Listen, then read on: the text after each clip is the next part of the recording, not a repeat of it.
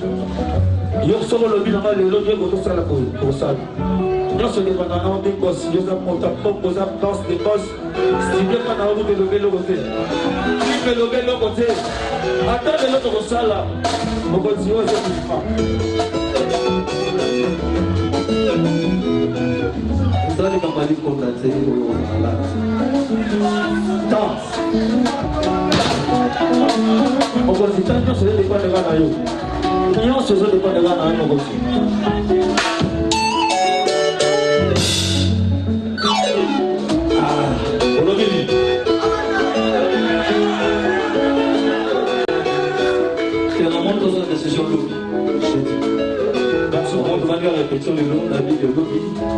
On va tous m'arrêter le tour de la vie. Mais c'est pas mal, ça bien qui là. Mais tout de suite au fil de la boulot. Dans son massou. Au cri à vous et la danse, le tour de la vie de la mais on met le ça la fait de combien côté pour vous. Là, vous larguez va prendre un terrain. En tout cas, il faut pas petit taper. Deux pilotes de petit, ils ont en place. Ils ont un dégénérique. Il y a des choses formidables. Il y a des parking. Parking, ils ont parking. Le commandant des beaux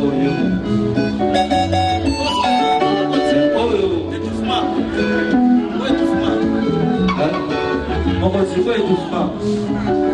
Étouffement, comme on a dit, étouffement. Ah, c'est Dieu. Là, c'est Dieu, vraiment, on se change de comportement. On continue pas dans l'hôpital. Sur le téléma, on a gagné, papa, là, tu sais. Amélioration, ma sympathie. Un petit gars m'a rebellé. Alors, oui. M'a rebellé, mon petit. Ma belle Benatika, donc nous avons concentré boulot. Nous avons concentré boulot. Donc nous avons fait la maille. Maille, nous avons dit maille, qui s'y vont retrouver comme un combo, on a monté pour la publicité dans la mode. Il y a un programme exemple en combo. On va dire, on a mon combo. Dans la maman, on va dire, on a mon combo, on peut se battre, mon combo pour la vie. Le commandant de c'est bon, merci beaucoup. C'est bon, on va souscrire s'il vous plaît. 2 minutes.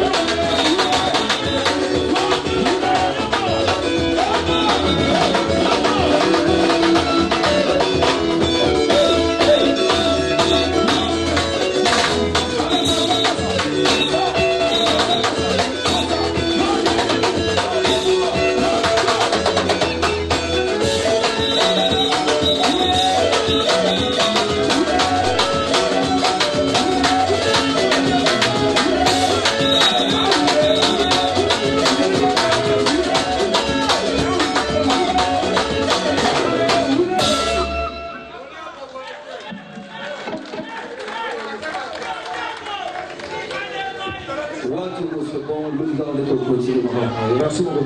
Voilà, le but, vous l'avez qui les a mis à la santé, vous avez député, vous avez dit, dans ce réalité, vous avez un voilà, le but, on se souvient. Mais, encore le mouvement est que.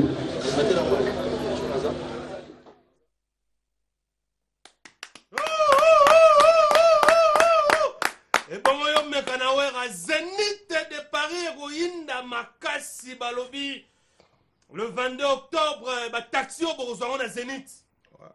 Et puis les rois de la forêt le bité dans sa boye photo look lango suseya et ça ngana formidable peuple ça makam. Le 10 octobre 13h lumière na Roissy Charles de Gaulle à Paris. Zénith de Paris za roya makambu yango wera yemora bandi ba répétition. Moi Namboka Pi Roger, merci parce que le président Adonis Sangabani, le président de JSK Adonis Sangabani est en train de suivre cette émission Motema ya Julie qui tima à Sepelina Danso et puis à Lobby en Zanabiso na Zénith et puis à accompagner formidable. Moi Namboka Pi Roger, mon Lobelia solo. Boni basango, moi Namboka ouera solo la répétition. Mbote ba imboka bozuli bako ya bolande biso basango tolo basusu nini nde toyebisaki bino mikomuleki donc mokonzi mwana mboka Werason sima ya sanza ibale amibombaki ondako loyembo na ntina akoka kolengela biso loyembo oyo tolobi formidable tala ndenge toyebisaki bino te na poso moye elombe mobali alanga nzembo ya talo ya mboka na biso mwana mboka Werason akozongela etando ya la zamba playa tala lelo ndenge ekokisami donc mokonzi mwana mboka Werason azongeli etando ya la zamba playa lelo ayaki pena na ngonga ya zomi na sambo sima ya nzanga bena ayaki wana pe milulu ya repetio esilaki bongo na ngonga ya tuku ibale na yoko sima ya mpokwa donc mpona koloba te maloba moye toyebisaka bino mokokisami lobi bayebozangi mokoma lelo bino botiaki tembe te Werason ozala te na etando la zamba playa lobi boya meke boya su baike bayebotikali balumu mbedi le baoba tomonaki bino te ba MDD Fiston Ituku représentant ya panneau solaire boya lobi susu jeudi répétition ezali alanga nzembo na bino Werason akoya su avant ndenge ayaki lelo donc lelo ayaki 16h lobi mpe akoyaka 16h bozala wana déjà bomona biloko ya sika o le roi de la forêt aza nango mais na suka sanza ye tozala mondule moko ya kafu na hôtel Béatrice donc wana ezali vraiment management ya Dr Pichu Musungu donc na suka sanza tozana hôtel Béatrice pendant au sepelisa ba président ingénieur Hilaire Lele il y a le fidèle de Werason na ba Dr Ig Malongi il y a ba le chancelier de Werason tozala mokoma lobby ngapna na website bino tozala lobby na la zamba playa répétition ezali ya kafu et kozala malamu mais na matalinga samedi nazozwa pepo nazokende déjà na Kampala kuna na mboka ba Pito Lukaya donc na ozala na Kampala alors samedi na ozala déjà na mobembo pamba te nazali chargé d'émission na bino nde bolingaka sombele suka bisanga bolobo suka bingwele maluko suka kitasa ebisa lelo na dédié yango na mama paradis bijou kalumuna bijou kalumuna mama paradis na pesa mbote na le boss Kasero Muliangaso azota la biso le boss Papi Mbuta azota la biso le pépinière na Matadi Thierry Vangu le pépinière to pesa mbote na Fatou boa vida mama sociale azota la biso na boutique Mamadou Kisalu et honorable Jonas Tendai to boni Lumumbedi le baoba Belair Moke Boke le tout puissant et autorité Ambrasio ba autorité azotala biso PDG Oniva Cour suprême Nanjili Bananjili non surtout et chez Dalove na restaurant Charma City na Tony Mnotoni. Merci mon amboka Piroger hein? Merci à l'honorable Paul Bindou Sambali le patron des Pacific Palace et Balea Mbongo Jado Lupera total respect hein? Merci au docteur Ig Malongi, les chanceliers de Werason, merci au président Chicago Mousweni qui suit cette émission. Merci comme ça à Maître Tani Diaka. Nous sommes donc ensemble. Mère Fatou, Boavida, Maman Sociale, Boutique Mamadou, qui salue Nanjili Quartier 10. Merci Nafizoge Kanza et Balobi, ingénieur Alain Samouna. Très fort. Kingakati Munde Peli. Merci beaucoup, nous sommes donc ensemble. Ushida Diabazaba. Kimbangu tonton Swentaïbo Ushida Diabazaba, merci de ma mention sur Rebelle. Merci beaucoup na Kapomi Vamon Angola Tongo et Chico Nkoko Namatadi. En ce qui concerne l'équipe technique, merci à Patou Bonyoko, Clovis Kikwe, Darius Kimbila, Darion Toto Bajiga, Diego Moubola Digital, Rêvons Grand comme le PSG. Et merci à Bertina Fofo la portugaise, la maman de Trésiana Maravilha. Donna Monica, merci au champion docteur Guilain Les Bourgeois, l'incontournable champion docteur Guilain Les Bourgeois, le dieu de la peau, la solution. Il y a un numéro de contacter pour la maladie liée à la peau, tampon, bouton, nouta. Il y a aussi les sango, docteur Guilain Les Bourgeois. Nous sommes arrivés à la fin. On va finir cette émission avec 4 minutes de tests de 7 animateurs que le roi de la forêt a recruté. Question de vous faire savoir déjà que vous qui êtes jeune talent, Werason répétition bandi, boya ba test zo le kanala zamba, bota la test et animateur oyo. Soka za bien, soki bo sepeli na ye, je pense que Werason a pesa bino choix ya ko mettre à vie en tant que ba fanatique na ye, total la test et animateur oyo et puis on va commenter après tout en respectant nos us et coutumes. Dario Toto Bajiga le Bogard. Recevez. Quand je ne sais pas la